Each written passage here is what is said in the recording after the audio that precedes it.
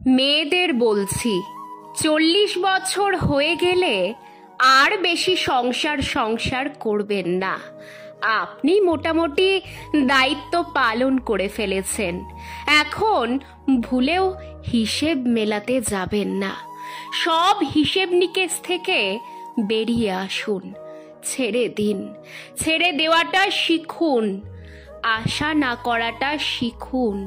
দোষারোপ করা বন্ধ করে নিজের ভুলের দিকে তাকান। শোধরানোর সুযোগ নেই, তাই ভুলে যান। জীবনের যেদিন চলে গেছে সেই দিন আর ফিরে পাবেন না। পস্তানোটা গিলে ফেলুন। জাস্ট একটু স্বার্থপর হন, কারণ এখন আপনার শরীর জানান দিচ্ছে বয়স হচ্ছে। দিনরাত ঘরকন্না করবেন না, কোমর ব্যথা তৈরি হবে। যাবতীয় ক্যালসিয়াম, ভিটামিন ডি এই কোমর ব্যথা সারাতে অক্ষম।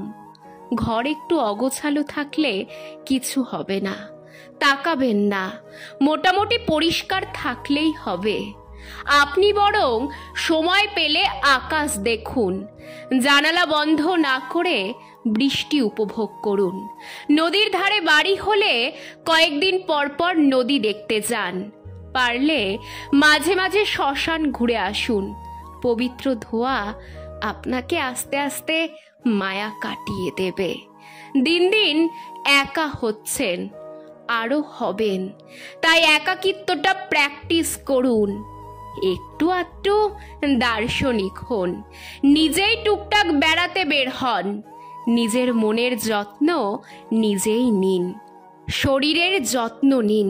স্বাস্থ্যকর খাবার খান, পশু পাখিদেরও খাওয়ান। আবার একদম সন্তান স্নেহে পালন করবেন না। কদিন পর তারাও ছেড়ে চলে যাবে। তাই কিছু খাবার বাইরে রেখে দিন, ওরা নিজেরাই খেয়ে নেবে। মনে রাখবেন, যত বেশি সম্পর্ক তত বেশি কষ্ট। তাই যতটুকু পারা যায় অন্যকে সাহায্য করুন, ভালোবাসুন। কিন্তু একদম ডুবে যাবেন না, কষ্ট পাবেন। পৃথিবীতে থাকতে আসেননি, অতিথি হয়ে এসেছেন। কিছুদিন পর চলে যাবেন। সব সময় এই চিন্তা মাথায় রাখুন।